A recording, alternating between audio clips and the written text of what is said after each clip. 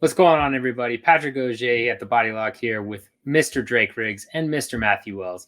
And today we're talking about a multi-million-dollar lawsuit filed against UFC 257 headliner Conor McGregor.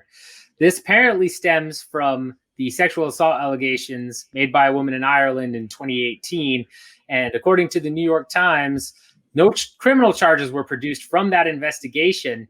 And so the woman is suing for around $2 million.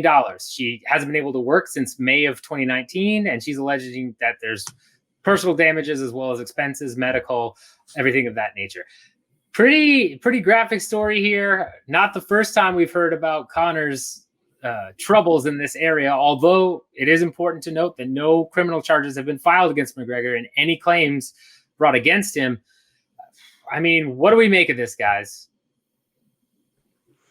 The whole thing's not good, right? The entire thing since we first heard about it. I remember reading when it did come out initially, and this is just the continuation of all that behind the scenes stuff that is waiting to get sorted out in favor of whomever, wherever the justice lies. But the allegations are definitely not pleasant, to say the least, and it's just interesting timing for this to come out, of course, a couple of days before the fight and everything. I don't know how that all works, but it's hopeful. I just want, we just want clarity, right? On whatever the truth is. That's always, what we should want. Like, we don't want this to have been the case to happen, right? That Conor did these things, not to be in favor of him or anything, but we just want to know what happened. But you never wish for this kind of thing to happen. But just hopefully we can get things settled at some point or whatever. But overall, it's just not good, right? So I guess I'll leave it with that to start. Yeah, I think we could all agree that, these types of things are never good. And transparency and clarity on what actually happened is always best. I'm not going to victim blame here at all. I am not going to side with McGregor or with her in this case, because we don't know what happened. Unfortunately, terrible things happen in this world, and just knowing what the actual story of what happened is what all we can really hope for. So Matt, I mean, I don't know, in terms of again, the timing of this, do you think this was done on purpose? Is this going to affect the fight at all? And your general thoughts on the allegations?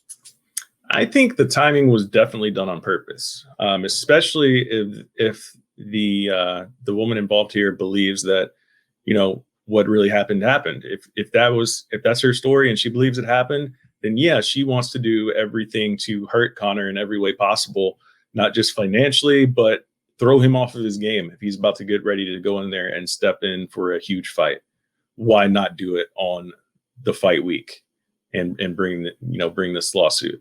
Yeah, it's going to create more headlines for Conor. Obviously, we're here talking about it.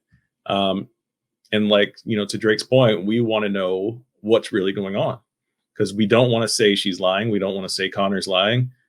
We just want facts to come out, whether it be in court, whether the public knows or not. We all hope that justice prevails, based on the evidence that's available, right? Because Connor's side is saying that they have some evidence that what she's accusing did not happen. And of course, we know what she's alleging as well. So conflicting stories, he said, she said, those things get really, really murky, especially on the night when we have details that drugs were involved and stuff like that. It gets real nasty. So it's hard to figure out. And like you said before, it doesn't look good for Conor, because we've seen Conor do some things that are not of the best character, to say it lightly. On video, we've seen these things. And that's not to say that this means he's guilty here of what's being alleged, but it is showing that, he's got some short temper issues that I don't know if he's dealt with since, the previous thing, obviously with the bus and throwing the dolly through the bus window back in Brooklyn, and also, to punching the old man in the bar, to breaking the man's cell phone. There's a couple of those instances, right? It sucks. It sucks because, we all just want to be able to talk about the fight. We want to get excited for Conor versus Dustin. It's a hell of a fight. It's a big rematch. It's got huge implications since we don't know what Khabib's doing, right? So it sucks that this is another little wrinkle added to the fight week, but it's serious stuff, man. Everything isn't about what happens in the cage. So I just hope that, this stuff gets sorted out. And, when millions of dollars are involved, sometimes we never will find out the truth. It could be a situation where they offer up enough money to let it go away, and that pleases the other side enough. But, if what's being alleged really did happen, then that sucks, and he needs to be held accountable 100%. Yeah, without a doubt. I mean, it's one of those things where, again, we want to focus on the fights, but when this stuff happens, we have to talk about it because it's serious, it's important, and it matters, right? If Conor did do these things, he should be held accountable to the highest extent of the law. If the woman is lying about these things, she should also be held accountable in that regard. And we don't know because we simply don't have the evidence. We're not privy to that, especially with the way the Irish court system works.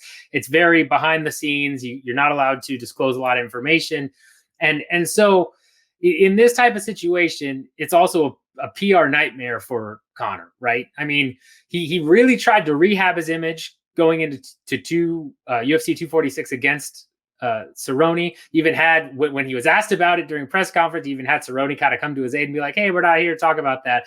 And largely after the fight, kind of went away. A lot of people stopped talking about it. A lot of media stopped focusing on it. And so, for this to be brought up again, especially with Conor's record, as you mentioned, we've seen the dolly, we've seen him punch an old man. He had a assault charge back in 2009, I believe, when he was an apprentice plumber, which he was convicted of, I believe.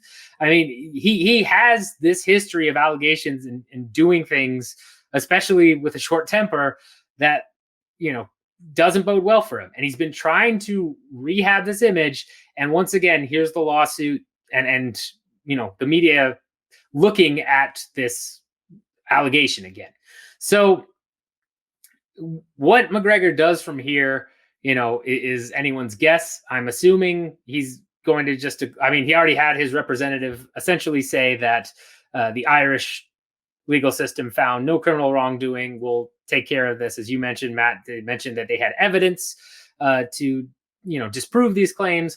But I would expect going into this fight week, we'll maybe hear a question or two. I think there will be some brave souls at the press conference that will ask about this, but it's probably going to get shot down again, either from McGregor or from Dana White or who have you, just because they'd really prefer to keep it in the dark. We know that the UFC prefers for these things to be kept in the dark because it's not just McGregor who has these issues. They have a lot of people on the roster who have, actual convictions or pretty much set, in stone. Yes, they did this in terms of, no back and forth whatsoever, just straight up admittance of things that they've done. So it's sad that we've got to talk about this, but it's important as well. Make sure you like this video. Make sure you hit the subscribe button if you haven't done that already. Hit the notification button, all of that. And, leave us comments on how you feel about this. From a fan's perspective, do you care about this type of stuff? Do you think it's important that we cover it?